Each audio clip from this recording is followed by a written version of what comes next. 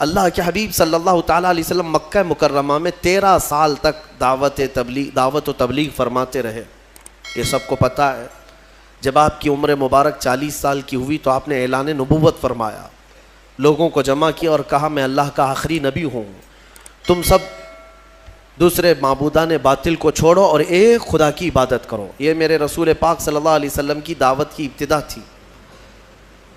لیکن اس دعوت کے ابتدا میں ایسا نہیں ہے کہ مکہ والوں نے ہاتھوں ہاتھ اس دین کو لے لیا ہو، مخالفتیں کیں، مذاق اڑایا، تکلیفیں دیں، اذیتیں دیں۔ جو حضور پاک صلی اللہ تعالیٰ علیہ وسلم پر ایمان لاتا اسے بڑی مشقتوں سے گزرنا پڑتا۔ تو یہ جو ایام تھے مکہ کے 13 سال کے بڑی مصیبتوں سے گزرے، یہاں تک کہ کئی دن تک تو اس میں چھپ کر کے تبلیغ کرنی پڑی، اور کچھ صحابہ انہی دنوں میں شہید بھی ہوئے۔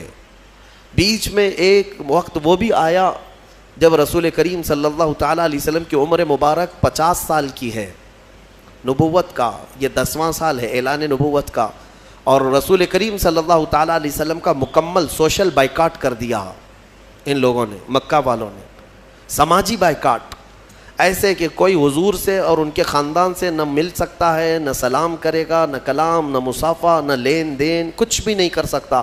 پورے خاندانوں نے مل کر کے حضور کا بائیکاٹ کیا، اور نبی اکرم صلی اللہ تعالیٰ علیہ وسلم شعب ابی طالب، ایک گھاٹی ہے، شعب کہتے ہیں ایک علاقے کو پہاڑیوں کے بیچ میں، نبی مکرم صلی اللہ تعالیٰ علیہ وسلم اپنے خاندان سمیت ان گھاٹیوں میں 2 سال کا عرصہ گزارے۔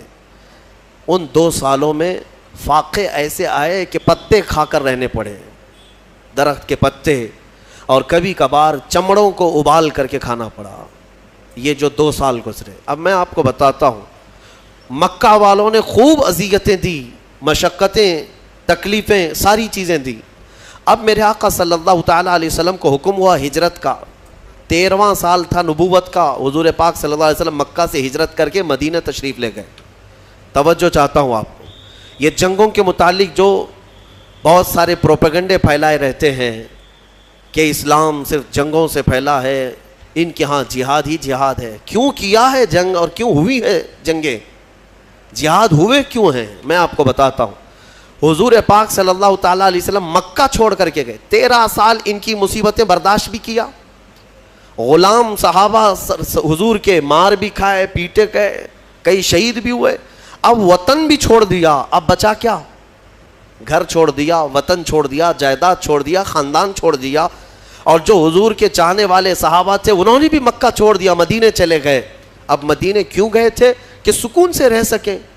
450 کلومیٹر دور جا چکے میرے آقا صلی اللہ علیہ وسلم مکہ والوں سے، لیکن مکہ والوں کی شرارت تو دیکھیں۔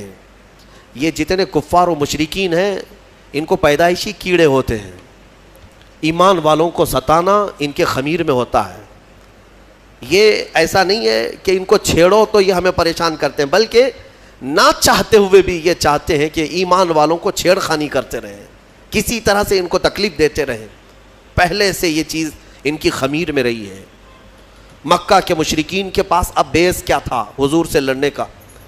کوئی چیز تھی؟ حضور تو وطن بھی چھوڑ دیے، اپنا گھر چھوڑ دیا، صحابہ بھی چلے گئے۔ اب مدینے جب میرے آقا صلی اللہ تعالیٰ علیہ وسلم گئے تو وہاں میرے آقا صلی اللہ تعالیٰ علیہ وسلم نے ایک نئی زندگی کی شروعات فرمائی، صحابہ کو لے کر ایک نئی سلطنت کا اسٹیبلشمنٹ ہوا۔ لیکن ایسے نہیں ہے کہ باضابطہ طور پر کوئی بادشاہت ہو، نہیں، بلکہ مسجد بنائی گئی، باضابطہ اسلام کا ایک تبلیغی دور کا نیا آغاز ہوا۔ اب ان ظالموں نے وہاں پر بھی سکون سے رہنے نہیں دیا۔ مکہ کے کفار کیا کرتے؟ ایک ایک جتھا بنا کر کے آتے تھے، ٹولے لے کر کے، اور جب صحابہ کرام مدینے کے کھجوروں کے باغیچے میں کام کر رہے ہوتے تو جا کر کے ان کو مار دیتے یا ان کے درخت جلا دیتے اور پھر بھاگ جاتے تھے مکہ۔ یہ شب خون مارنا اس کو کہتے ہیں۔ کہاں جا کر کے کر رہے تھے؟ مدینے جا کر رہے تھے۔ اب مجھے بتاؤ کیڑے کس کے پاس ہیں؟ بہت میں سوچ سمجھ کر کے بات کر رہا ہوں، توجہ چاہتا ہوں۔ ہمیشہ سے مشرکین کی فطرت یہ ہوتی ہے کہ ایمان والوں کو چین و سکون سے رہنے نہ دیا جائے۔ پھر سارا الزام ان کے اوپر ڈالا جائے بعد میں کہ مسلمان چھیڑتے ہیں، مومنین چھیڑتے ہیں، بلکہ ہر جگہ کی تاریخ میں آپ دیکھیں ابتدا چھیڑ خانی کی شیطان ہی کرتا ہے، اور شیطان کی یہ جماعت ہی کرتی ہے۔ صحابہ اکرام کو بار بار چھیڑنا۔ اب مجھے بتاؤ، جو لوگ سب اپنا وطن چھوڑ کر آئے، گھر بار چھوڑ کر آئے، ایک نئے وطن میں رہ رہے، تب بھی تم انہیں سکون سے نہیں رہنا دینا چاہتے ہو، اب ان کے پاس آپشن کیا ہے؟ بتاؤ ان کے پاس آپشن کیا ہے؟ اب وہ صحابہ اپنے جان مال اور اپنے مدینے کی حفاظت کے لیے لڑیں گے نہیں تو کیا اب بھی پتھر کھاتے بیٹھے رہیں گے؟ صحابہ اکرام رضوان اللہ تعالی علیہم اجمعین کو مدینے جانے کے بعد حکم ہوا وَأَنذِرْ عَشِيرَتَكَ الْأَقْرَبِينَ۔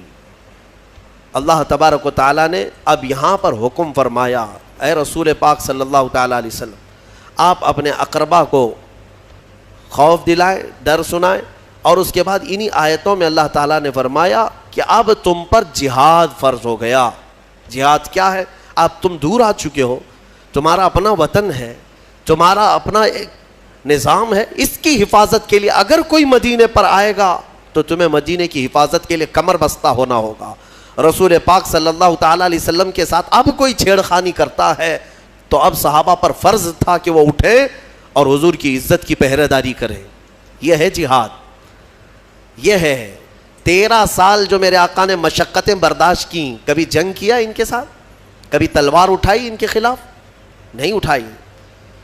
مدینے جانے کے بعد بھی جب سکون سے رہنے نہیں دینا چاہتے ہو تب پھر جو ہے جہاد کا حکم ہوا۔ اب میں آپ کو بتاتا ہوں یہ جنگ بدر کیوں ہوئی۔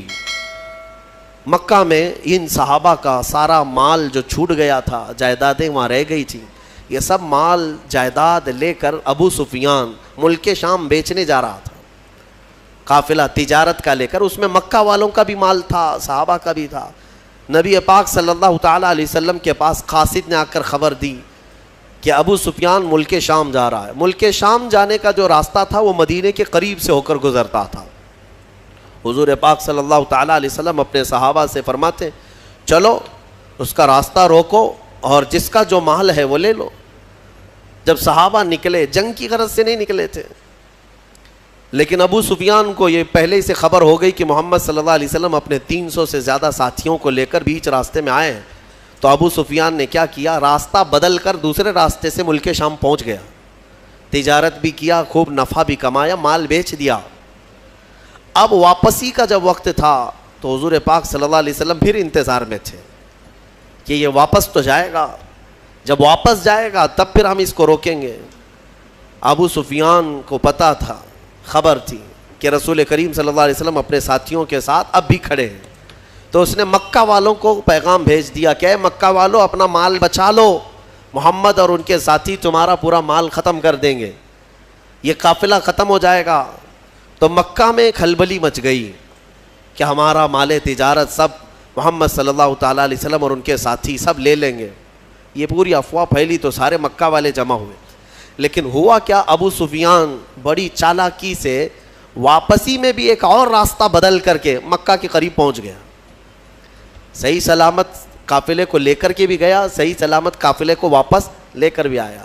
مکہ جب تجارت کا مال پہنچ گیا تو سب خوش ہو گئے کہ ہمارا مال نفع کے ساتھ واپس آیا ہے، لیکن بات ہو گئی، ختم ہو گئی۔ ابو جہل وہاں پر سارے مکہ والوں کو جمع کرتا ہے اور کہتا ہے ہم جو جمع ہوئے ہیں اب جائیں گے اور محمد سے مقابلہ کریں گے صلی اللہ علیہ وسلم، اور ان کے ساتھیوں کو مزہ چکھائیں گے کہ انہوں نے ہمت کیسے کی مکہ کے قافلے کو روکنے کی۔ تو باقی لوگوں نے کہا کہ چھوڑ دو، ہمارا مال کا قافلہ آ گیا، اب بات ختم ہو گئی۔ ابو جہل نے کہا نہیں، بات اتنی نہیں ہے، ہمیں تو مارنا ہے انہیں، ہمیں تو انہیں قتل کرنا ہے، ہمیشہ کے لیے راستہ صاف کرنا ہے۔ تو بھڑکا کر کے 1000 لوگوں کو جمع کر لیا۔ کچھ عقل مند لوگ تھے، انہوں نے کہا کہ ہم نہیں جائیں گے، لیکن ابو جہل نے انہیں آر دلایا، انہیں بہت زیادہ اکسایا، اور اس کے اکسانے کے بعد، آر دلانے کے بعد 1000 سے زیادہ لوگ جمع ہوئے، اور ان سب کو لے کر ہاتھی گھوڑے ہتھیار سامان کے ساتھ ابو جہل سرداری کرتے ہوئے مکہ سے نکل کر بیچ راستے میں پہنچا۔ یہ وہ علاقہ ہے جہاں بدر کی وادی ہے، بدر ایک علاقے کا نام ہے۔ بدر ایک میدان کا نام ہے، وہاں ایک کنواں تھا جس کی وجہ سے اس علاقے کا نام ہی بدر پڑا. وہاں آ کر کے یہ لوگ پڑاؤ کر لیے. نبی پاک صلی اللہ تعالیٰ علیہ وسلم اپنے صحابہ سمیت بدر تک پہنچے ہوئے تھے. اب حضور اکرم صلی اللہ تعالیٰ علیہ وسلم بھی اسی علاقے میں اور یہ کفار و مشرکین بھی اسی علاقے میں آ گئے. اب مقابلہ کرنے کی غرض سے وہ لوگ آئے. اللہ تبارک و تعالیٰ نے اپنے حبیب پاک صلی اللہ علیہ وسلم کو حکم فرمایا کہ اپنے صحابہ کو لو اور ان کے ساتھ جنگ کرو. اب جب مولا فرما دے جنگ کرنے کے لیے تو پھر پیچھے ہٹنے کا سوال ہی نہیں ہوتا، پھر کوئی وجہ ہی نہیں ہے. نبی پاک صلی اللہ تعالیٰ علیہ وسلم جب صحابہ کو لے کر آئے تھے تو سچویشن کیا تھی، حالات کیسے تھے؟ ایسے حالات تھے کہ پورے 313 صحابہ کے اندر مشکل سے چند تلواریں تھیں، 7-8 گھوڑے تھے، 1-2 سواریاں تھیں، بس باقی سب پاپیادہ پیدل تھے. اکثر کے پاس تلواریں نہیں، اکثر کے پاس جو تلواریں ہیں، کچھ کے پاس جو تلواریں ہیں وہ ایسی ہیں کہ سبزی بھی نہیں کاٹی جاتی، کند ہو چکی تھی، زنگ لگی ہوئی ہیں. بہرحال ان کی مفلسی کا زمانہ تھا، غربت تھی اور کھانے پینے کے لیے ان کے پاس کچھ نہیں تھا. اب دیکھیں صحابہ اکرام حضور صلی اللہ تعالیٰ علیہ وسلم کے پاس جب تھے تو وہ علاقہ ریت کا تھا. حضور جس جگہ رکے تھے وہ پوری ریت کی زمین، اور ریت کی زمین پر چلنا مشکل ہو جاتا ہے، پاؤں اندر دھسنے لگتے ہیں.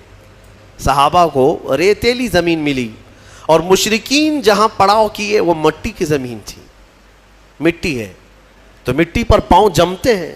تو اس بات کی خوشی پہ وہ ناچ رہے تھے، کل جب جنگ ہوگی تو ان کے پاؤں اکھڑ جائیں گے، چل ہی نہیں پائیں گے میدان میں، اور مشرکین پورے میدان میں جمے رہیں گے مٹی کی. اب بہت ساری چیزیں انہی کی حمایت میں نظر آتی ہیں، حالات ایسے لگتے ہیں کہ ساری فتح ان کی ہوگی. وقت سے پہلے ایسا محسوس ہوتا ہے، جب طاغوتی طاقتیں سامنے آتی ہیں تو اکثر ایسا لگتا ہے کہ سارا اب ان کے ہی پاس ہے، ہمارا کیا ہونے والا ہے. اب میں آپ کو مقابلے کے اعتبار سے بتاؤں، ادھر 313 نہتے ہیں، ساز و سامان نہیں، سواریاں نہیں، بدلے میں مقابل میں 1000 سے زیادہ سب کے سب ہتھیار سے لیس، ٹرینڈ پہلوان ان کے پاس، ہاتھی گھوڑے اونٹ سواریاں ان کے پاس، بلکہ ان کے کھانے کے لیے پورے اونٹ ذبح ہو رہے تھے رات کو. اور جب کھانا ان کا پکتا تھا رات بھر طبلے بجاتے تھے، رقص کرتے تھے، ڈانس کرتے تھے، کیونکہ جیت کا اور فتح کا غرور ایسا تھا، سب کچھ تو ان کے پاس تھا.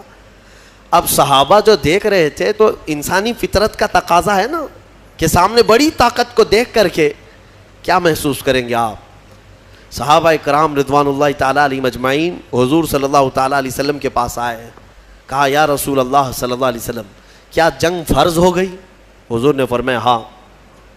اب نبی اکرم صلی اللہ تعالیٰ علیہ وسلم نے صحابہ کے چہرے کو دیکھا اور سب کو جمع کیا. رات کو ایک خطبہ دیا حضور نے. خطبے میں کیا فرماتے ہیں، یہ کل جنگ ہونے والی ہے، اس سے پہلے رات کو خطبہ دیتے مغرب کے بعد یا عشاء کے قریب. حضور اکرم صلی اللہ علیہ وسلم نے خطبہ دینے کے بعد ارشاد فرمایا، اے میرے صحابہ میں تمہیں اختیار دیتا ہوں، یہاں تک تو تم میرے ساتھ آئے، اب حالات ایسے ہیں کہ دشمن بڑی تعداد میں ہے سامنے، ہتھیاروں سے لیس ہیں، تم میں سے اگر کوئی ابھی رات کو جانا چاہے واپس تو وہ مدینے کے راستے واپس جا سکتا ہے. میں پوچھتا ہوں تمہارا کیا مشورہ ہے اس سلسلے میں. اب وہاں جو صحابہ تھے اس میں حضرت مقداد بن اسود ایک صحابی ہیں، کھڑے ہوتے ہیں، کہتے ہیں یا رسول اللہ صلی اللہ علیہ وسلم ہم بنی اسرائیل نہیں ہیں کہ جیسے موسیٰ علیہ السلام سے ان کی قوم نے کہا تھا اذهب انت وربک فقاتلا انا ہاہنا قاعدون. ایک قوم کے مقابلے میں جانا تھا، موسیٰ علیہ السلام اپنی قوم کو بلا رہے تھے تو ان کی قوم نے کیا کہا تھا، موسیٰ آپ اور آپ کا خدا جائیں، ہم یہاں سے بیٹھ کے دیکھیں گے جنگ کیسی ہوتی ہے. حضرت مقداد کہتے ہیں یا رسول اللہ ہم وہ بنی اسرائیل نہیں ہیں جو اپنے نبی سے کہیں کہ تم اور تمہارا خدا جا کر لڑیں، ہم امت محمدیہ ہیں، ہم آگے بڑھیں گے، اگر آپ کے پسینے کا قطرہ گرے گا ہمارا خون کا قطرہ گرے گا. نبی اکرم صلی اللہ تعالیٰ علیہ وسلم کے بعد صحابہ ایک بعد دیگرے کھڑے ہوتے رہے اور پھر کہنے لگے یا رسول اللہ ہمارے ماں باپ، ہمارے اولاد، ہمارے مال و متاع سب آپ پر قربان ہے، یہاں آنے کے بعد پیچھے ہٹنا یہ جوانوں کی شان نہیں ہے۔ صحابہ کے اندر وہ جوش تھا، وہ جذبہ تھا، نہ صحابہ نے کبھی ہتھیاروں کی طرف دیکھا، نہ تلواروں کا دیکھا، نہ ساز و سامان دیکھا، بلکہ صرف دیکھا محمد ہمارے ساتھ ہیں، رسول پاک صلی اللہ علیہ وسلم ہمارے ساتھ۔ اب سنو اللہ کے نبی صلی اللہ تعالیٰ علیہ وسلم نے تسلی کے لیے کیا فرمایا۔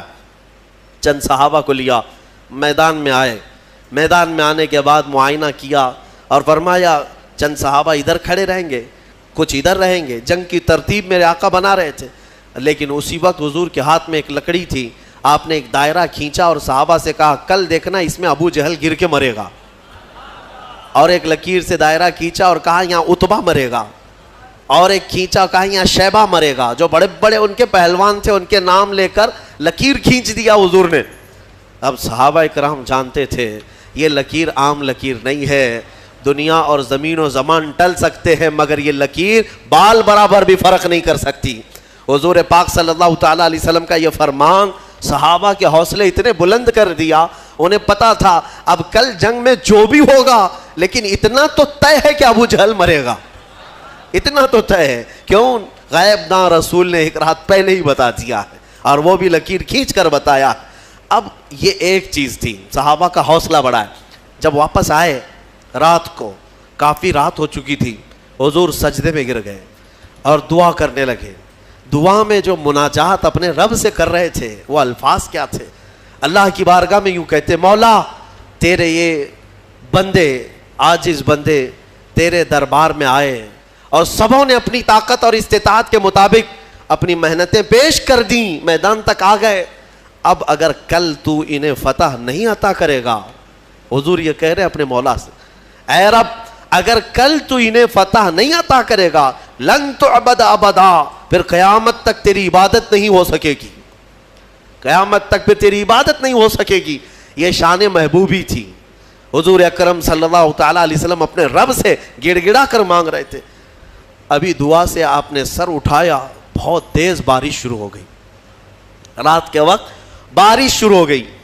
بارش ہونے کے بعد حضور نے اکرم صلی اللہ علیہ وسلم کے لبوں پہ مسکراہٹ آئی اور صحابہ سے کہا اللہ کی پہلی مدد آ چکی، اللہ کی پہلی مدد آ چکی۔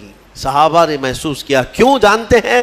اس بارش کا اثر یہ ہے کہ جو ان کی ریتیلی زمین تھی صحابہ کی وہ مضبوط ہو گئی، اور ان کفار کی مٹی والی زمین کیچڑ سے پھسلنے لگ گئی۔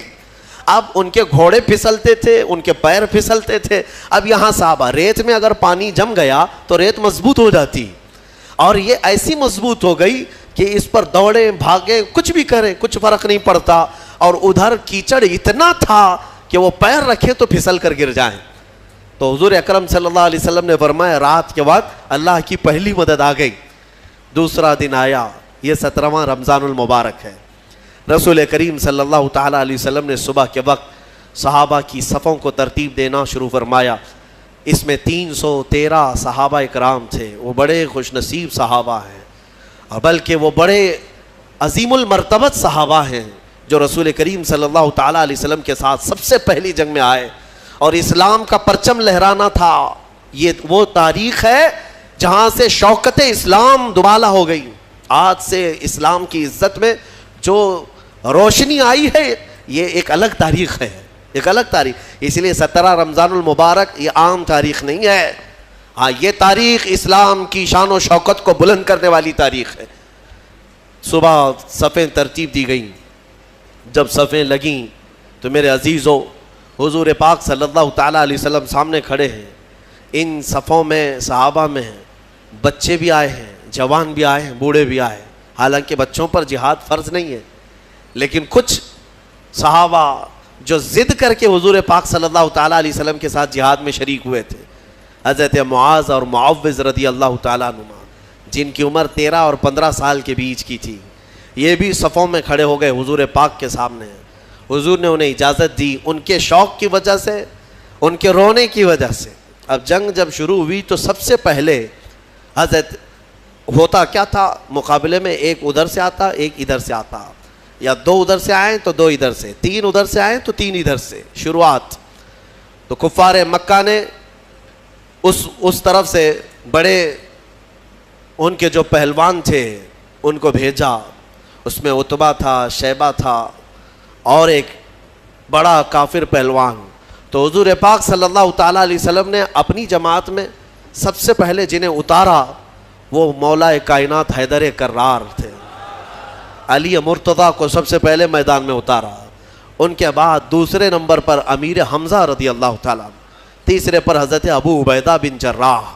یہ تینوں اپنے زمانے کے ایسے قوی اور مضبوط لوگ تھے کہ ان کے مقابل میں جلدی کوئی آتا نہیں تھا. لیکن ان تینوں میں سب سے کم عمر حضرت علی کی تھی. حضرت علی کرم اللہ وجہہ الکریم کی عمر اس وقت بڑی کم تھی, یعنی تقریباً آپ کی عمر 24 سال کے آس پاس, 24 سے 25 سال جوانی تھی. حضرت علی رضی اللہ تعالیٰ عنہ بھی آئے, حضرت امیر حمزہ, حضرت ابو عبیدہ بن جراح ادھر سے جو مقابل میں آئے. تو سب سے پہلے جب مقابلہ ہوا تو حضرت امیر حمزہ رضی اللہ تعالیٰ عنہ کے مقابل میں جو آیا تھا وہ ایک ہی وار میں ختم ہی ہو گیا. اور حضرت علی کے مقابل میں جو پہلوان آیا اس نے لڑنے سے انکار کیا, کہا کہ میں بچوں سے نہیں لڑوں گا, میرے مقابل کا کوئی بڑا آدمی بھیجا جائے. کیونکہ حضرت علی کی عمر چھوٹی تھی, اس نے کہا کہ میں چھوٹی عمر والوں سے, بچوں سے نہیں لڑوں گا. حضرت علی رضی اللہ تعالیٰ عنہ نے اس وقت فرمایا محمد صلی اللہ تعالیٰ علیہ وسلم کے غلاموں کے بچوں سے پہلے نپٹ لے, بڑوں کو بعد میں بھیجا جائے گا. اور وہ کیا نپٹتے, کیا مولا کائنات حیدر کرار کبھی وہ ان کے سامنے کوئی مقابل میں آ سکا؟ یہاں تک کہ خیبر کے جنگ کے موقع پر فرمایا گیا حضرت علی کے سامنے جب مرحب ایسا پہلوان آیا تھا جو 1000 آدمیوں سے تنہا لڑتا تھا, وہ حضرت علی کے سامنے آیا تھا. وہ بھی لوہے کی ٹوپی, اس کی سب سے مشہور ٹوپی تھی لوہے کی, پہن کے رہتا لوہے کا زرہ, اور حضرت علی اس کے مقابل میں آئے. اس وقت حضرت علی کی حالت تو یہ تھی کہ آنکھیں لال ہو گئی تھیں, آشوب چشم کی بیماری تھی اور بخار تھا, بخار بھی ہے اور آنکھیں لال تھیں وہ خیبر کے موقع پر. تب حضرت علی نے مرحب کے ساتھ جو مقابلہ کیا وہ ذوالفقار حیدری, جو تلوار ہے آپ کی, اٹھا کر جو مرحب کے سر پر مارا تھا تو وہ لوہے کی ٹوپی تک 2 ٹکڑوں میں تبدیل ہو چکی تھی. وہ وار کیا تھا, حضرت علی رضی اللہ تعالیٰ عنہ کے وار سے کوئی بچ پائے گا؟ یہاں بدر کے میدان میں بھی جو آیا وہ تھوڑی ہی دیر میں مقابلہ کرتے کرتے حضرت علی کے ایک وار میں اس کی گردن ہوا میں اڑی اور نیچے آئی. یہ وہ منظر تھا جب پیچھے جو صحابہ تھے انہوں نے دیکھا تو بلند آواز سے نعرہ تکبیر بلند کیا تھا اور پورا میدان گونج اٹھا تکبیر کی آواز سے. اسی کو تو اقبال نے کہا تھا کفر دم توڑ دے گا ٹوٹی ہوئی شمشیر کے ساتھ, کفر دم توڑ دے گا ٹوٹی ہوئی شمشیر کے ساتھ, گر تم نکل آ جاؤ ایک بار نعرہ تکبیر کے ساتھ. وہ تکبیر کی آواز وہی تھی جو صحابہ, ان کی تلواریں کیا تھی. اس کے بعد مقابلہ شروع ہوا. شروع میں ایک کے بعد دیگرے ہوتے تھے, پھر گھماسان کی لڑائیاں, یعنی صفوں کی صفیں آپس میں مل جاتی. اب یہ مقابلہ اس قدر سخت ہو گیا کہ دوپہر کے وقت اللہ تبارک و تعالیٰ نے 3000 فرشتوں کو اتارا. قرآن میں اذ تقول للمؤمنین الن یکفیکم ان یمدکم ربکم ب3000 من الملائکۃ منزلین. حضور صلی اللہ علیہ وسلم دیکھ رہے تھے کتنے فرشتے آئے اور صحابہ سے کہہ رہے تھے اب ڈرو مت, لڑو, کیا تمہارے لیے اتنا کافی نہیں ہے کہ اللہ نے 3000 فرشتے تمہارے لیے اتارے؟ بلا ان تصبروا وتتقوا ويأتوكم من فورهم هذا يمددكم ربكم ب5000 من الملائکۃ مصومین. اللہ فرماتا ہے ہاں کیوں نہیں, جب تم لوگوں نے صبر کیا, استقامت سے کھڑے رہے میدان میں, تو مولا نے اپنی جانب سے مدد کرتے ہوئے 5000 فرشتوں کو اتارا. جس وادی میں یہ فرشتے اترے تھے نا, بدر کی وادی میں, جبل ملائکہ, وہاں ایک پہاڑ ہے, وہ پتھر کا پہاڑ, لیکن آج اگر آپ جا کر دیکھیں گے تو پورا ریت کا پہاڑ ہے. آس پاس پورے پتھروں کے پہاڑ, بیچ میں ایک ریت کا پہاڑ ہے, اور وہ بھی ریت ایسی کہ چھنی میں بھی چھانو تو چھن جائے, یعنی رکے گی نہیں, اتنی باریک سافٹ, اور ایسا لگتا ہے جیسے اس کا نقشہ کسی نے بنا کر رکھا ہے. اتنے سالوں سے وہ پہاڑ اسی طرح ہے. بتایا جاتا ہے کہ وہ فرشتے اس پر پہاڑ پر اتارے گئے تھے. اب 5000 فرشتے جب بدر کے میدان میں آئے تو کفار و مشرکین کی درگت کیا ہونی ہے۔ میرے عزیزوں، یہ جنگ شام تک نہ چلی بلکہ 70 کافر مارے گئے صحابہ کے ہاتھوں، اور مومنین کے صرف 13 مارے گئے، 13 کی شہادت ہوئی۔ 14ویں ایک صحابی تھے جو زخمی ہو گئے اور راستے میں ان کا انتقال ہوا۔ کل ملا کر کے 14 شہید ہوئے صحابہ 13 جنگ میں، اور ان 13 میں تو 2 بچے ہیں، حضرت معاذ اور معوذ، باقی 11 جوان۔ آپ اندازہ کریں 313 کی جماعت لے کر کے گئے تھے اور 1000 ادھر سے آئے تھے، پھر بھی 70 ان کے مارے گئے، 70 پکڑے گئے قیدی بن کر کے، اور ادھر صرف 13 میں سے اگر جوانوں کو دیکھا جائے تو 11 صحابہ اکرام کی شہادت ہوئی۔ اور یہ فتح مبین ایسی تھی کہ شام ہونے سے پہلے میرے آقا صلی اللہ تعالیٰ علیہ وسلم میدان میں سجدہ ریز تھے اور یوں عرض کر رہے تھے کہ مولا تو نے اپنا وعدہ پورا کر دیا، مولا تو نے اپنا وعدہ پورا کر دیا، مومنین جمے رہے۔ میں کہنا اتنا ہی چاہتا ہوں میرے عزیزوں، ایمان والے کبھی اسباب پر بھروسہ نہیں کرتے، خالق اسباب پر بھروسہ کرتے ہیں۔ ہونا یہی چاہیے کہ تم یہ مت دیکھو کہ تمہاری حیثیت کتنی ہے، تمہاری تعداد کتنی ہے۔ اگر ایمان والے ہو تو قرآن کہتا ہے کم من فئۃ قلیلۃ غلبت فئۃ کثیرۃ باذن اللہ۔ اکثر ایسا ہوا ہے کہ چھوٹی جماعتوں کو اللہ بڑی جماعتوں پر بھاری کر دیتا ہے، یا اس کی قدرت کے فیصلے ہیں۔ ہم نے آج تک تاریخ میں دیکھا ہے مٹھی بھر جماعت کسی کی ناک میں دم کر کے رکھتی ہے، چاہے وہ وقت کا سپر پاور ہی کیوں نہ ہو، کچھ جماعتوں کے سامنے گھٹنے ٹیکنے پر مجبور ہو جاتے ہیں۔ یہ حالات آج تک چلے آ رہے ہیں۔ میرے عزیزوں، اس بدر کی وادی میں میدان میں جو جنگ ہوئی، صحابہ نے اپنی جاں بازیاں پیش کی اور بہت ہی بہادری کے ساتھ وہ حضور اکرم صلی اللہ تعالیٰ علیہ وسلم کے ساتھ کھڑے رہے۔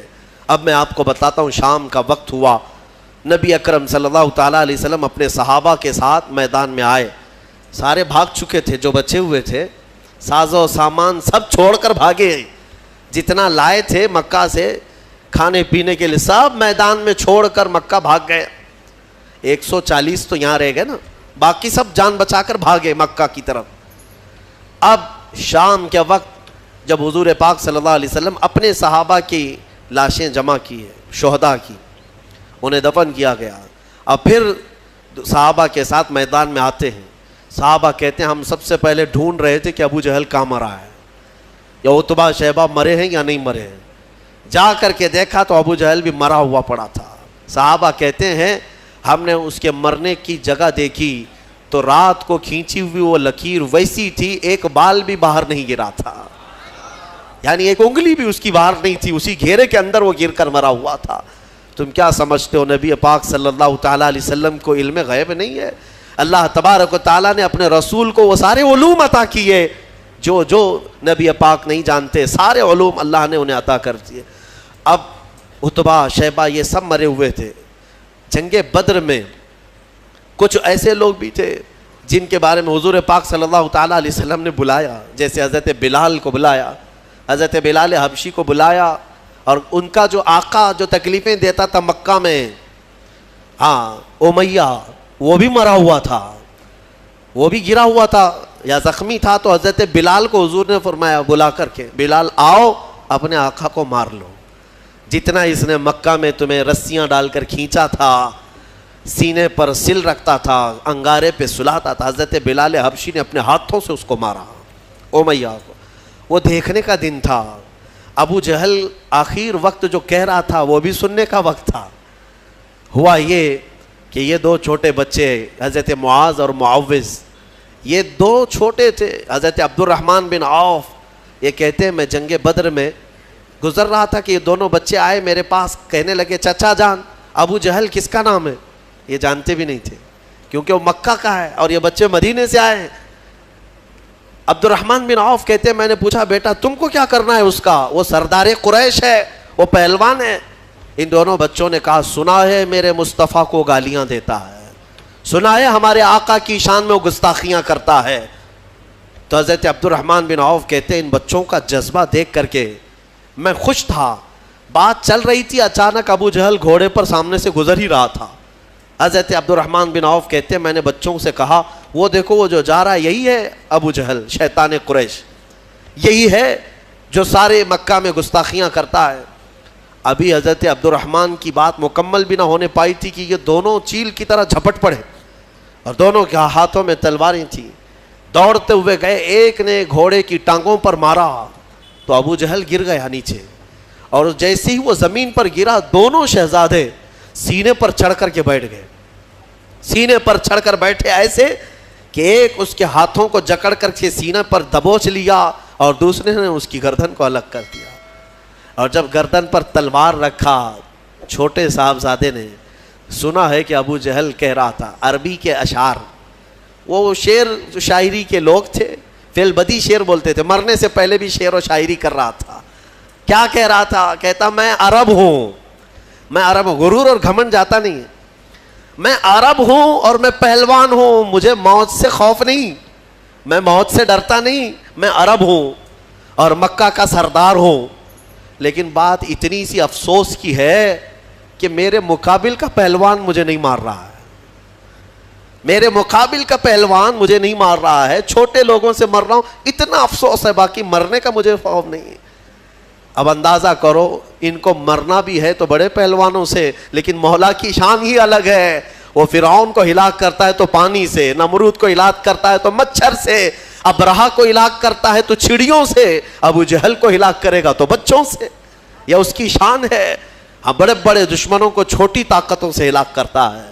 انشاءاللہ العزیز یہ جتنی طاغوتی طاقتیں آج بھی حکومت اور تخت کے نشے میں ناچ رہی ہیں, انتظار کرو اللہ رب العزت کی جب پکڑ آئے گی, ہلکی چوٹیوں سے مولا انہیں ہلاک و برباد کرے گا.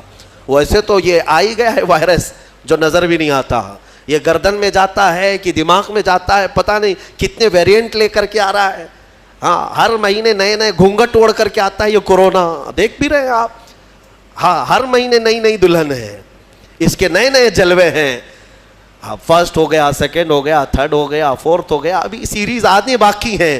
اس لیے کہ کیڑا بڑا شاطر ہے, بڑا شاطر ہے, نئے نئے لباس پہن کر کے آتا ہے اور نئے نام کے ساتھ آتا ہے. میں کیوں کہہ رہا ہوں؟ اس لیے کہ اگر مولا تبارک و تعالیٰ ہلاک کرنے کے لیے اس ہلکے سے کیڑے کو بھیجا ہے تو بڑی بڑی طاقتیں بھی ان کیڑوں کے ذریعے سے ختم ہو جائیں گی, ہلاک ہو جائیں گی. اور آپ کو پتا ہے قیامت کے قریب یاجوج ماجوج آئیں گے, پتا ہے نا, حدیث پاک ہے. یاجوج ماجوج دو آدمی نہیں ہیں یہ کہ ایک یاجوج, ایک کا نام یاجوج ہے دوسرے کا نام ماجوج ہے. یاجوج ماجوج ایک فوج ہے, ایک فوج ہے. وہ اتنی بڑی فوج ہے کہ انسانوں سے زیادہ تعداد ان کی ہے. ابھی جتنے پوری دنیا میں انسان ہیں ان سے زیادہ تعداد ہے ان کی. یاجوج ماجوج یہ نکلیں گے, یہ کسی جگہ قید ہیں, وہ اللہ بہتر جانتا ہے. قیامت کے قریب یہ باہر آئیں گے اور پوری دنیا میں فساد مچائیں گے, ہر چیز کھا جائیں گے, ہر چیز. تمہاری ساری کھیتیاں کھا جائیں گے, تمہارے سارے غلے اناج, حتیٰ کہ تمہارے جو کھانے پینے کے جو سامان ہیں, پتیلیاں برتن, یہ تک کھا جائیں گے, سب کھا جائیں گے. تو یہ جب چل رہے ہوں گے پوری دنیا کو, ان کو مارے گا کون, ان کو ختم کون کرے گا؟ اتنی بڑی فوج ہے, انسان کیا مقابلہ کر پائیں گے ان کا؟ تو پھر حدیث میں یہ ملتا ہے کہ رب تبارک و تعالیٰ ان کی گردن میں کیڑا پیدا کرے گا, ان کی گردن میں کیڑا پیدا کرے گا, بہت چھوٹی قسم کا کیڑا ہوگا, اور یہ کیڑا اتنی تیزی سے پھیلے گا کہ وہ چند ہی ساعتوں میں پوری کی پوری فوج اس کیڑے کے شکار ہو کر مر جائے گی, ختم ہو جائے گی. یہ وائرس کا جو آج پھیلنے کا آپ دیکھ رہے ہیں, اس سے زیادہ تیز وہ پھیلے گا. اور میں یہاں پر یہ کہنا چاہتا ہوں, اتنی بڑی فوج کو اگر ایک ہلکے کیڑے سے مولا تعالیٰ ختم فرمائے گا تو اس کی پکڑ کو سمجھو. آخر بات میں یہ کہنا چاہوں گا, ایک سوال آتا ہے کہ اگر اللہ تبارک و تعالیٰ اصحاب بدر کی مدد فرما رہا ہے فرشتوں کے ذریعے, اس کے ایک فرشتے کی طاقت اتنی ہے کہ اگر وہ اتر کر صرف آواز لگا دے تو پوری شعیب علیہ السلام کی قوم ہلاک ہو گئی. ایک فرشتے نے چیخ مارا تھا, پوری قوم ہلاک ہو گئی. تو یہاں 5000 فرشتے کیوں اتارے؟ 5000 فرشتے, ایک فرشتہ بھی اتارتے تو یہ سارے مشرکین کے لیے وہ کافی تھا. فرشتوں کی طاقت کا اندازہ کیا ہے آپ کو؟ یہاں پر مفسرین فرماتے ہیں اللہ تبارک و تعالیٰ چاہتا ایک ہی فرشتے سے سب کو ہلاک کرتا, لیکن 3000 یا 5000 یہ جو اتارے ہیں یہ رسول پاک صلی اللہ علیہ وسلم اور صحابہ کی عظمت شان کے لیے اتارے. ہاں عظمت شان کے لیے اتارے. باڈی گارڈ ایک بھی چل سکتا ہے لیکن 10 رکھنا یہ شان کے لیے. کچھ لوگوں کے ہاں ہوتا ہے 10 ہیں 15 ہیں, یہ عظمت بتانے کے لیے, شان بلند بتانے کے لیے. بہرحال یہ جنگ بدر کے بعد جو حالات چینج ہوئے, اللہ کا فضل ہے, شوکت اسلام بڑھتی ہی گئی. اللہ کریم اس بدر کی برکتیں ہم سب کو عطا فرمائے. یہی ایمان ہے, یقین کرنا. باقی جو اعمال ہیں, نماز, روزہ, حج, زکوٰۃ, یہ سب یہ اسلام ہے, لیکن ایمان کا تعلق دل سے, قلب سے ایمان کا تعلق ہے, اور اسلام ظاہری اعمال. ایمان اور اسلام کو تھوڑا بہت فرق آپ نے محسوس کیا ہوگا, قرآن پاک میں بھی موجود. تو تصدیق کرنا یعنی کسی چیز کو دل سے ایکسیپٹ کرنا ایمان ہے, اور اس کے بعد جو معنی ہے اس پر عمل کر کے دکھانا یہ اسلام. بغیر دونوں کے آپ کا دین مکمل نہیں. بہت سارے لوگ ظاہری طور پر مسلمان تو ہو سکتے ہیں لیکن مومن نہیں ہو سکتے, مطلب ایمان نہیں ہے, مسلمان دکھ رہے ہیں, یہ بہت بڑی بات ہے. اور قرآن پاک میں اللہ تعالیٰ فرماتا ہے قالت الاعراب آمنا ولکن قولوا اسلمنا. اللہ تعالیٰ فرماتا ہے اعرابی کچھ لوگ یہ کہتے ہیں کہ ہم ایمان لائے, اللہ فرماتا ہے نہیں بلکہ یوں کہو ہم اسلام لائے. ایمان اور چیز ہے اور اسلام اور ہے, اور دونوں کی تکمیل کے بعد وہ اس کا دین مکمل ہے. اب میں آپ کو سب سے پہلی چیز بتاتا ہوں, تصدیق. دل کی تصدیق کیا ہے؟ اللہ کے نبی صلی اللہ تعالی علیہ وسلم نے فرمایا اللہ ایک ہے, اس کو مان لیا, یہ تصدیق ہے.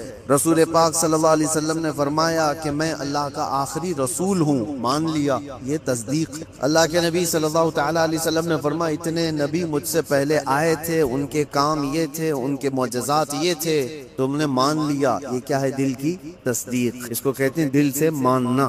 اور دل سے ماننے کے لیے ایک بات اور میں آپ کو بتا دوں کہ دماغ کی ضرورت نہیں ہے کہ جو چیز ہماری سمجھ میں آئے وہی ماننا ہے, اور جو چیز نہ سمجھ میں آئے وہ نہیں ماننا. ایسا نہیں, ایمان اس کو نہیں کہتے. یعنی اگر تم یہ سوچو کہ جو چیز میرے سامنے مجھے لاجیکلی نہیں لگتی میں اس کو ایکسیپٹ نہیں کرتا, اگر اس طرح کی بات کہتے ہو تو تم دل سے ماننے والے ہو ہی نہیں, تم دماغ سے پڑھنے والے ہو. اور ایمان قلب سے تعلق رکھتا ہے. مثال کے طور پر اللہ کے نبی صلی اللہ تعالی علیہ وسلم نے ارشاد فرمایا رات کے ایک چھوٹے سے حصے میں مسجد حرم سے مسجد اقصی گیا, بیت المقدس گیا, اور اس کے بعد پھر آسمانوں کا سفر کیا, اور پھر لوٹ کر کے آیا. پل بھر میں زنجیر بھی ہلتی رہی, بستر بھی رہا گرم, تا عرش گئے پھر آئے محمد صلی اللہ علیہ وسلم. اب کوئی انسان یہ کہے یہ لاجیکلی نہیں سمجھ میں آتا, اتنے شارٹ ٹائم میں یہ سفر کیسے ہو سکتا ہے, تو تم دماغ یہاں پر سوچیں دوڑا رہے ہو, دماغ کے گھوڑے دوڑا. لیکن تصدیق کسے کہتے ہیں؟ آؤ میں آپ کو بتاؤں. حضور پاک صلی اللہ علیہ وسلم معراج کے سفر کے بعد مکہ والوں سے یہی واقعہ بیان کر رہے کہ کل کی شب اللہ تعالیٰ نے مجھے معراج کا سفر عطا کیا, مسجد حرم لے گیا, مسجد حرم سے مسجد اقصی, وہاں پر امام ائمہ انبیاء کرام علیہ السلام کی امامت کیا. اس کے بعد پھر ساتوں آسمانوں کا سفر, عرش, کرسی, لوح, قلم, جنت, دوزخ, یہاں تک کہ رب ذوالجلال کا دیدار, اور پھر واپس آیا. یہ مکہ والوں کو میرے آقا بیان کر رہے. اس وقت جس کو جو سوال کرنا تھا انہوں نے سوال کیا کہ اگر آپ بیت المقدس گئے تھے تو بتائیے وہاں کے حالات کیسے ہیں, بیت المقدس کا دروازہ کیسا ہے, کھڑکیاں کیسی, محراب کیسے. نبی پاک صلی اللہ علیہ وسلم سب کی چیزیں بتا رہے. تو ایک ہوا یہ سوالات کر کے علم کو بڑھانا, اور ایک ہے بغیر کچھ پوچھے کہنا ہاں آپ صحیح کہہ رہے ہیں. دو چیزیں ہیں. لیکن اس محفل کی خصوصیت یہ ہے کہ ابو جہل اس کو موقع ملا, اس نے دیکھا کہ اتنی بڑی بات حضور کر رہے ہیں تو گمراہ کرنے کے لیے بڑا چانس ملا ہے. باہر نکلا اور سب کو بولنے لگا کہ محمد تو اب چھوٹی چھوٹی باتوں سے بہت بڑی باتوں پہ آ گئے. وہ تو آسمانوں کے سفر کی بات اور رات کے ایک حصے میں یہاں سے بیت المقدس کے سفر کی بات کر رہے ہیں اور واپس مکہ میں بیٹھے ہوئے. تو وہ گمراہ کرنے کے لیے پروپیگنڈے کرنے لگا. اتفاق ایسا کہ اس محفل میں سیدنا ابو بکر صدیق نہیں تھے. حضور صلی اللہ تعالی علیہ وسلم جب بیان کر رہے تھے اس محفل میں حضرت ابو بکر وہ کہیں سے آ رہے تھے. ابو جہل راستے میں ملا اور اس کے بعد پکڑ کر کے کہا ابو بکر رکو, بہت اہم کام ہے, امپورٹنٹ کام ہے. کیونکہ اسے پتا ہے کہ ابو بکر سے زیادہ قریب رسول اللہ کے کون ہیں. تو ابو بکر رضی اللہ تعالیٰ عنہ کو پکڑ کر کہتا ہے سنو ابو بکر, ایک مکہ میں نیا واقعہ ہو گیا ہے. پوچھا انہوں نے کہ کیا ہوا ہے؟ کہا ایک شخص ایسا ہے جو کہتا ہے رات کو وہ سویا تھا اور رات میں وہ اٹھ کر کے مسجد حرم گیا، مسجد حرم سے بیت المقدس مسجد اقصی گیا اور واپس وہ رات یہیں آ گیا. کیا یہ پاسبل ہے؟ ممکن ہے؟ اتنا ہی کہا اس نے. تو حضرت ابو بکر نے کہا ایسا کیسے ہو سکتا؟ بات تو ہے، ایسا کیسے ہو سکتا ہے کہ رات کے ایک چھوٹے سے حصے میں کوئی مسجد حرم سے مسجد اقصی گیا ہو اور پھر واپس آ گیا ہو؟ ایسا کیسے ہو سکتا ہے؟ تو ٹھٹا مار کر کے ہنسنے لگا کہ میرا نشانہ صحیح لگا ہے ابو جہل. تو حضرت ابو بکر نے پوچھا بتاؤ تو صحیح کون ہے یہ اس طرح کہنے والا؟ ابو جہل نے کہا کوئی اور نہیں، تمہارے ساتھی محمد صلی اللہ علیہ وسلم یہ بات کہہ رہے ہیں. تو حضرت ابو بکر کو جلا لایا اور کہا کہ سن، انہوں نے تو مسجد حرم سے مسجد اقصی تک جا کر آنے کی بات کی ہے، اگر وہ وہاں سے آسمانوں کی بھی بات کریں گے تو میں مان لوں گا. ابھی انہوں نے معراج کا واقعہ سنا نہیں تھا، پہلے ہی کہا کہ وہ تو مسجد حرم سے مسجد اقصی تک کے سفر کی بات کر رہے ہیں کہ وہ رات میں جا کر واپس آ گئے. ابو جہل سن، اس سے بھی زیادہ اگر وہ آسمانوں کے سفر کی بھی بات کریں گے تب بھی میں تصدیق کرتا ہوں. اگر انہوں نے کہا ہے تو وہ جھوٹ نہیں ہو سکتا، یہ ہے تصدیق، یہ ہے تصدیق. اور حضرت ابو بکر رضی اللہ تعالیٰ عنہ اس وقت تک ابو بکر ہی تھے. جیسے ہی یہ واقعہ ہوا اور محفل رسول میں تشریف لائے تو نبی پاک صلی اللہ تعالیٰ علیہ وسلم نے آپ کو صدیق کہہ کر کے پکارا تھا، یہ تصدیق کرنے والا. اور نبی پاک صلی اللہ تعالیٰ علیہ وسلم کی ہر بات کو من و عن ماننے والے حضرت ابو بکر صدیق. ایمان اس کو کہتے ہیں میرے. ایمان ایک بہت پاورفل اندر کی انرجی ہے جس میں ڈگمگ تھوڑا سا بھی ہو تو آدمی کشمکش میں مبتلا ہو جاتا ہے، شک و شبہ میں مبتلا ہو جاتا ہے. ایمان ایک بہت پاورفل یقین کی اعلیٰ چیز کو کہتے ہیں. اب مثال کے طور پر اللہ تبارک و تعالی موت کے بعد ہمیں دوبارہ اٹھائے گا قیامت کے دن، اس پر یقین ہونا یہ ایمان کا حصہ ہے. ایسا یقین ہونا چاہیے کہ آپ کے اندر ذرا برابر بھی شک و شبہ نہ ہو. کیسے اٹھائے گا؟ کیسے ہو سکتا ہے؟ جل گئے، مر گئے، کٹ گئے، شیر کھیا، پانی میں ڈوب گیا، آگ میں جل گیا، کیسے اس کو اٹھایا جائے گا؟ رب تعالیٰ نے قرآن میں مثالوں کے ذریعے سے ہمیں بتایا ہے کہ وہ رب العالمین جو پانی کے ایک قطرے سے تمہیں پیدا کر سکتا ہے، تمہارے ختم ہونے کے بعد وہ دوبارہ کیوں نہیں اٹھا سکتا؟ ایک نطفے سے جو انسان کی شکل تمہیں دے سکتا ہے وہ تمہاری راکھ سے دوبارہ کیوں نہیں اٹھائے؟ تم ہوا میں تحلیل ہو جاؤ. تو یقین ایک اعلیٰ چیز ہے. حضرت ابو بکر صدیق رضی اللہ تعالیٰ عنہ کی ذات سے ہمیں یہ چیز ملتی ہے، یقین ہو تو ایسا ہو. اور دوسری ایک اور مثال میں آپ کو دیتا ہوں. بڑے بڑے لوگ جہاں پر کشمکش میں آ جاتے ہیں کہ کیا کرنا چاہیے کیا نہیں ہونا چاہیے، حضرت ابو بکر صدیق رضی اللہ تعالیٰ عنہ کا ایمان تو دیکھیں. حضور پاک صلی اللہ تعالیٰ علیہ وسلم کی وفات کے بعد حضرت ابو بکر نے ایسا محاذ چھیڑ دیا تھا کہ ایک طرف اسامہ بن زید جو 19 سال کے جوان تھے، رسول اللہ صلی اللہ علیہ وسلم نے اپنی حیات کے آخری دنوں میں ان کو لشکر دے کر بھیجا تھا.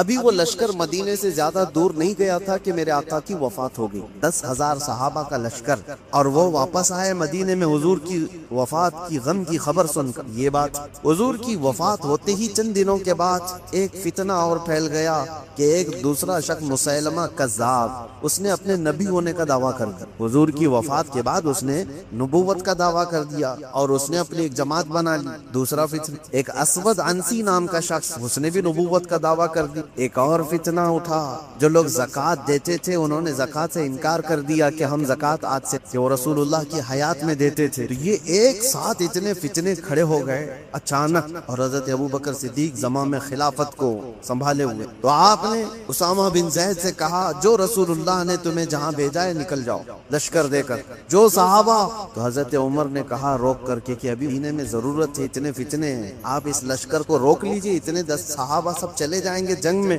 کیا ہوگا؟ حضرت ابو بکر نے کہا قسم رب ذوالجلال جس فیصلے کو میرے رسول نے نافذ کیا میں ابو بکر ہوتا کون ہوں اس کو واپس. اللہ کے نبی صلی اللہ علیہ وسلم نے اس لشکر کو روانہ کیا ہے، اس کو واپس نہیں. ان کو سوار کیا اور پورے لشکر کو روانہ کیا. پھر پوچھا حضرت عمر نے باقی ان لوگوں کا کیا ہوگا؟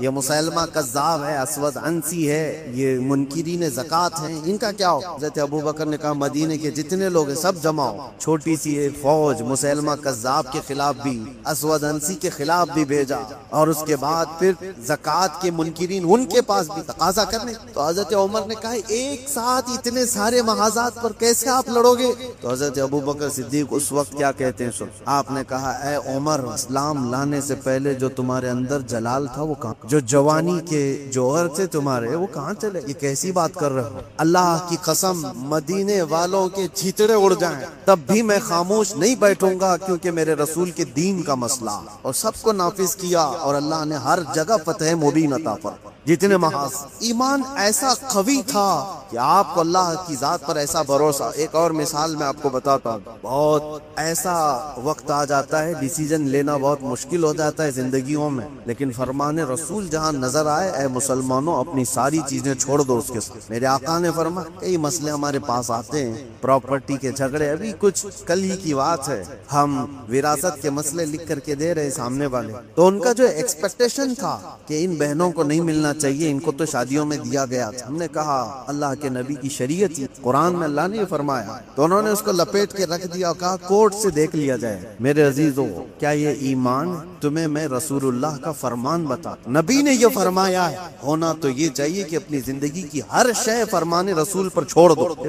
دولت اور جائیداد کے نام پر اس پر قابض ہونے کے لیے لوگ اپنی شریعت سے بھی دور ہو جاتے، حضور کے فرمان کو پیٹ پیچھے ڈالتے، قرآن کے حکم کو سنا سنا کر کے بھی ہم ان کو بتائیں تب بھی چھوڑ دیا۔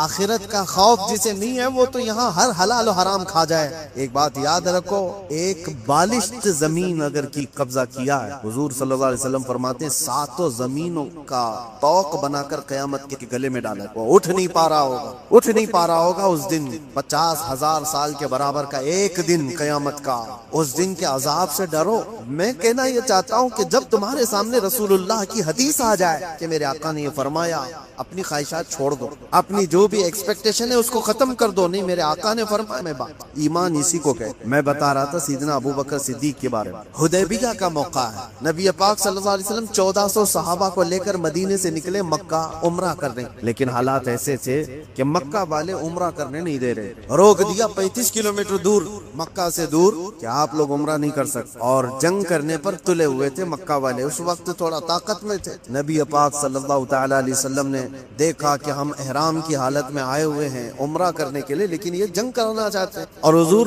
جنگ نہیں کرنا چاہتے، تو مکہ والوں کے سامنے آپ نے صلح کی تدبیر رکھی کہ ہم آپس میں سمجھوتا کر لیتے، صلح کر لیتے، تو مکہ والے اس پر تیار ہوئے، صلح ہوئی دونوں کے درمیان۔ سنیے، بظاہر ایسا لگتا تھا کہ حضور صلی اللہ تعالی علیہ وسلم مسلمانوں کی جانب سے دب کر کے صلح کی گئی، ظاہراً ایسا لگتا تھا، کیونکہ مکہ والے اپنی ساری شرطیں رکھے ہوئے تھے اس کہ اگر ہمارا کوئی آدمی مدینے چلا گیا بھاگ کر تو آپ کو اسے واپس کرنا پڑے، اور اگر آپ کا کوئی آدمی ہمارے پاس آیا تو ہم واپس نہیں کریں۔ یہ زبردستی کی چیزیں بہت اس طرح کی، ایک میں مثال دے رہا ہوں، انہوں نے سب اپنی حمایت میں ایگریمنٹ کے جو کلاوز ہیں وہ سب لکھوائے اور رسول پاک صلی اللہ تعالی علیہ وسلم کو دستخط کرنے کے لیے کہا۔ آپ کو میں بتا رہا ہوں کہ اس وقت نبی پاک صلی اللہ تعالی علیہ وسلم دستخط کر رہے تھے تو صحابہ کرام کے دلوں میں بات کیا تھی، سب یہ دیکھ رہے تھے کہ یہ مکہ والے کیسے ہم کو جھکا رہے ہیں، ہم تو جنگ بھی کر سکتے ہیں، جب ہم 313 تھے تب نہیں ڈرے، آج 1400 کی تعداد ہے، 313 نکلے تھے بدر میں، اور یہ 6 ہجری کے بعد کی بات ہے، جنگ بدر تو 2 ہجری میں ہو گئی تھی، 4 سال کا جنگوں کا انوبھو بھی تھا، تجربہ بھی تھا، صحابہ کہتے نہیں ہم لڑ لیں گے ان سے اور مکہ میں جا کر عمرہ کریں گے، کون روک سکتا ہے، لیکن حضور فرما رہے تھے نہیں صلح کرنا ہے۔ صحابہ میں یہ بات ہے کہ جنگ کرنا ہے، جنگ کرنا ہے، کوئی بھی حضور کی بارگاہ میں بولنے کی ہمت کیسے کرے؟ اللہ کے نبی تو یہ جو عقد ہے، یہ ایگریمنٹ ہے، اس پر سائن بھی کر رہے ہیں۔ اس کے بعد اب جو بات مجھے عرض کرنی ہے اس حدیبیہ کے موقع پر، وہ میں بتاتا ہوں۔ حضرت عمر صحابہ کے پاس جا کر کے کہہ رہے تھے کہ چلو بولتے ہیں رسول اللہ کی بارگاہ میں کہ آپ جنگ کی اجازت دیں ہمیں، ہم ان کے پرخچے اڑا دیں گے، ان کے ساتھ ایسی جنگ کریں گے کہ یہ ہمیشہ یاد رکھیں گے کہ اللہ کے گھر سے ہم کو روکا ہے، آج ہم طاقت میں۔ حضرت عمر کے اس بات پر صحابہ جمع بھی ہو رہے، پھر آخر میں حضرت عمر کہاں آئے؟ حضرت ابوبکر کے پاس۔ حضرت ابوبکر بھی خاموش بیٹھے ہوئے تھے کہ رسول اللہ نے فیصلہ لے لیا ہے تو اب کیا ہے؟ صحابہ نافرمانی نہیں کر رہے تھے بلکہ وہ انتظار کر رہے تھے شاید وہی آ جائے گی اور حکم بدل جائے گا۔ اللہ کی طرف سے کوئی حکم آ جائے کہ جنگ کرو، ہم کریں گے۔ اس انتظار میں صحابہ تھے۔ پھر حضرت عمر جاتے ہیں کہاں پر؟ حضرت ابو بکر کے۔ حضرت ابو بکر سے کہتے ہیں ابو بکر نہیں دیکھ رہے تم حالات کیسے ہو گئے؟ مکہ والے ہم پر حاوی ہوتے جا رہے ہیں، غلبہ پا چکے ہیں اور ہمیں جھکا کر کے صلح کرا رہے ہیں، اور رسول اللہ صلی اللہ علیہ وسلم ایسے وقت ان کے ساتھ صلح کی دستخط کر رہے ہیں۔ ابو بکر چلو آپ کی بات رسول اللہ ٹالتے نہیں۔ تو یہ بولے جا رہے تھے حضرت ابو بکر سنتے رہے۔ اس کے بعد جانتے ہو حضرت ابو بکر پلٹتے ہیں اور اتنے جلال کے ساتھ حضرت عمر کے کندھوں کو پکڑ کر جھجھوڑ دیا اور کہا الزم غرضک یا عمر، اے عمر ہوش میں رہ کر کے بات کرو، تم کس کے لیے بات کر رہے ہو؟ وہ اللہ کے رسول ہیں، انہوں نے جو فیصلہ لے لیا دنیا ٹل جائے ابو بکر اس کے خلاف نہیں جا سکتا۔ سارے صحابہ کے دلوں میں بات یہ تھی کہ جنگ کی اجازت مل جائے، جنگ کی اجازت۔ حضرت ابو بکر کا جلال یہ تھا کہ عمر جو رسول اللہ فیصلہ لے رہے ہیں وہ اللہ کے نبی ہیں، آگے کا دیکھ کر کے فیصلہ لے رہے ہیں، اس کے خلاف نہیں جا سکتے۔ حضرت عمر کہتے ہیں اس وقت میں جوش میں یہ سب چیزیں کر رہا تھا، لیکن ابو بکر کی شکل دیکھ کر کے پھر مجھے اندازہ ہو گیا ایمان کسے کہتے، ایمان کسے کہتے ہیں۔ نبی پاک صلی اللہ تعالی علیہ وسلم نے جو فرما دیا اس کے بعد پھر ٹس سے مس نہ ہونا ایمان کی علامت۔ حضرت عمر توبہ کر پیچھے ہٹ گئے۔ ایسا نہیں ہے کہ جا کر کے پھر صحابہ کو انہوں نے جمع کیا اور حضرت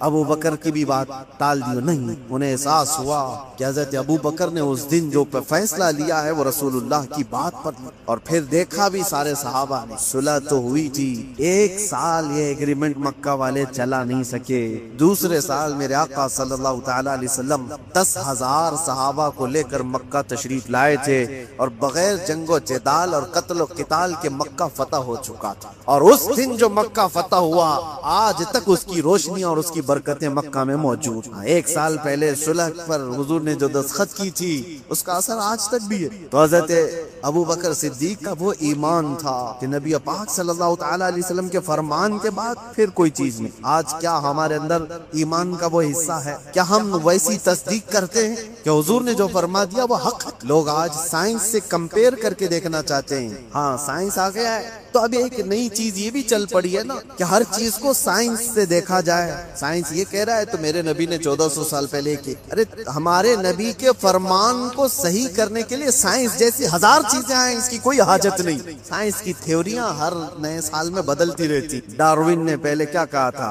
انسان بندروں کی اولاد، بندروں سے یہ ارتقاء یعنی ڈیولپ ہوتے ہوتے پھر انسان بن گئے۔ اس کے بعد اس نظریے کو، اس فارمولے کو رد کر دیا گیا 100 سال بعد۔ اس کے بعد پھر کئی سائنٹسٹ ایسے آئے جنہوں نے ایک تھیوری پیش کی، اس کو بعد میں چل کر کے ختم کر دیا گیا، اس کے خلاف دوسرے سائنسدان کی تھیوری قبول کر لی گئی۔ یہ تو سائنس میں چلتا رہے گا۔ میرے نبی پاک صلی اللہ تعالی علیہ وسلم کے فرمان اگر بظاہر آج سائنس ایکسپٹ نہیں کرتا تو میرا تو یقین ہے کہ کل کو جب یہ اور ترقی کرے گا اسے سمجھ میں آ جائے گی میرے نبی کا فرمان یہ حق تھا۔ ابھی کل ہی کچھ پرسوں کی بات ہے، کچھ نوجوان پڑھے لکھے وہ کہہ رہے تھے کہ زمین ساکن ہے یا حرکت کر رہی ہے، روٹیشن میں ہے۔ سائنس تو یہی کہتا ہے کہ زمین روٹیشن میں ہے، خود اپنے اطراف گھومتی ہے تو 24 گھنٹے ہوتے ہیں، اور سورج کے اطراف پورا چکر لگاتی ہے تو 365 دن ہو جاتے ہیں۔ یہ سائنس کی ایک تھیوری ہے، ارتھ روٹیشن۔ اس نظریے کو ابھی تک تو سائنس لے کر کے چل رہا ہے، اور نوجوانوں نے ہم سے کہا تھا کہ قرآن میں اور حدیث میں کیا ہے اس کے سلسلے۔ اعلیٰ حضرت امام اہل سنت فاضل بریلوی رحمۃ اللہ تعالی علیہ نے اس خلاف میں لکھا ہے، اور کتاب ہے پوری الفوز المبین در رد حرکت زمین۔ زمین حرکت نہیں کر رہی ہے، زمین اپنی جگہ پر ہے، سورج نکلتا ہے اور ڈوبتا ہے۔ قرآن میں اللہ نے فرمایا کہ سورج مشرق سے نکلتا ہے مغرب میں ڈوبتا ہے۔ تو یہ تو بات ہوئی، میں اس کی تحقیق میں آپ سے بات نہیں کر رہا کہ یہ میرا موضوع نہیں ہے کہ سورج کہاں سے نکلتا ہے، کب نکلتا ہے، سال میں کتنی جگہوں سے نکلتا ہے اور کہاں ڈوبتا ہے، اور سائنس اس کو کیا کہتا ہے، اور ارتھ روٹیشن کے بارے میں تفصیلات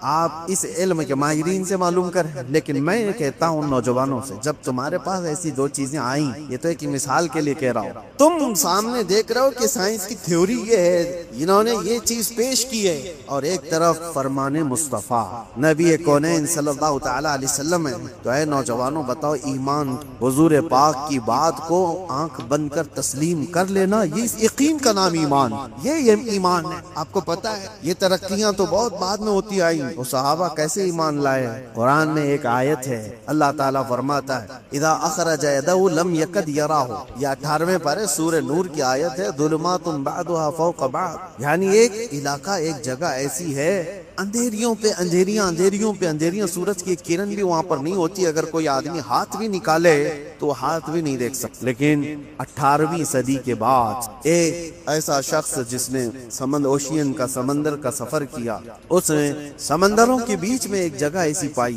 جہاں پر بہت گھٹا ٹوپ اندھیری، اتنا اندھیرا ہے کہ ہاتھ بھی نہیں دکھتا۔ اس نے اپنے سفر کے بعد آ کر یہ واقعہ بیان کیا، میں نے دنیا میں ایک ایسی جگہ دیکھی جہاں مکمل طور پر اندھیرا ہے، ایسا اندھیرا کہ وہاں کوئی شے کی اجالا بالکل بھی نہیں ہے۔ تو اس کو کسی عالم نے کہا یہ تو قرآن میں اللہ کے نبی صلی اللہ تعالیٰ علیہ وسلم نے جو آیت پڑھی ہے، اللہ کا حکم بیان کیا، یہ موجود ہے۔ اب سنیے، اس سائنٹسٹ نے پوچھا اچھا یہ تو 18ویں صدی کی ترقیاتی زمانے میں نے یہ انکشاف کیا ہے، ایکسپلور کیا ہے، یہ بات پہلے سے کیسے آ سکتی؟ اس نے پوچھا ہو سکتا ہے محمد صلی اللہ تعالیٰ علیہ وسلم سمندروں کا زیادہ سفر کرتے ہوں گے، کبھی اس سفر کے دوران انہوں نے بھی دیکھ لیا ہوگا آج سے 1400 سال پہلے، اور انہوں نے بیان کر دیا ہوگا قرآن میں۔ تو حیرت کی بات ہے میرے عزیزو، مفسرین نے اس سے بتایا کہ تعجب کی بات یہ ہے میرے عزیز، میرے نبی صلی اللہ تعالیٰ علیہ وسلم کی عمر مبارک 63 سال کی ظاہری، اور پورے 63 سال کی ظاہری عمر میں ایک بار بھی حضور سمندر کے پاس نہیں گئے، سفر تو دور کی بات، سمندر پر نہیں گئے حضور، اور سمندروں کے بیچوں بیچ موجود چیز کی خبر دے رہے ہیں۔ اس نے کہا تب پھر ایسی خبر دینے والا یہ انسانی خبر دینے والا نہیں ہے، یہ تو پھر اسی کی خبر ہوگی جس نے یہ پیدا کی، یہ خالق کائنات کی خبر ہے۔ عزیزان گرامی، میں یہ باتیں اس لیے عرض کر رہا ہوں، ایمان صحابہ کرام کا ایسا تھا کہ اللہ کے نبی صلی اللہ تعالیٰ علیہ وسلم نے فرما دیا مان لی کہ ہاں، حضور نے فرمایا سب سے پہلے روئے زمین پر آنے والے کون؟ آدم علیہ السلام۔ دیکھا کسی نے نہیں، سارے نے مان لیا کہ ہاں آدم علیہ السلام آئے، ان کی بیوی حضرت حوا تھی، ان کے بعد انبیاء کا سلسلہ آیا، حضرت شیس علیہ السلام، حضرت نوح علیہ السلام، حضرت ادریس علیہ السلام، حضرت ابراہیم، حضرت اسماعیل، حتیٰ کہ پچھلے زمانے کے بہت پیچیدہ مسئلے تھے جو لا ینحل جس کو کہتے ہیں، مطلب حل نہیں ہونے والے، 550 سال تک یہودی اور عیسائی جنگ کرتے تھے۔ کس بات پہ پتہ ہے؟ عیسیٰ علیہ السلام کو یہودیوں نے سولی پر چڑھا دیا، یہ آج بھی مشہور ہے کہ وہ سولی پر چڑھ گئے۔ سنیے، عیسیٰ علیہ السلام کے متعلق، عیسیٰ علیہ السلام کو قتل کرنے کا ناپاک ارادہ بنا کر یہودیوں نے ایک ٹیم تیار کی، اور جس دن وہ اپنے گھر پر موجود تھے اس وقت سارے لوگوں نے گھر کا گھیراؤ کیا اور ایک شخص کو اندر بھیجا کہ جا کے دیکھ کر کیا ہو عیسیٰ ابن مریم ہے یا نہیں۔ تو عیسیٰ ابن مریم کو دیکھنے کے لیے ایک یہودی اندر آیا۔ اللہ تبارک و تعالیٰ کی قدرت کاملہ یہ ہے کہ اللہ نے اس آئے ہوئے شخص کو عیسیٰ علیہ السلام کی شکل دے دی اور عیسیٰ علیہ السلام کو آسمانوں پر اٹھا لی، آسمانوں پر اٹھا لیا، اور وہ شخص گھر کے اندر تھا، کافی دیر تک وہ باہر نہیں آیا۔ تو یہودیوں نے دیکھا کہ کہاں چلا گیا ہے، ابھی تک جو معائنہ کرنے گیا تھا آیا نہیں۔ تو لوگوں نے سوچا کہ کچھ گڑبڑ نہ ہو جائے، تو سب گھس گئے اندر گھر میں اور دیکھا کہ بیٹھے ہوئے ہیں عیسیٰ ابن مریم، اٹھایا پکڑ کر کے لے آئے باہر۔ عیسیٰ ابن مریم نہیں تھے، ان کا ہی شخص تھا جس کو اللہ نے وہ شکل دے دی تھی، اس کو لا کر کے پھانسی پر چڑھا دیا، سولی پر چڑھا دیا،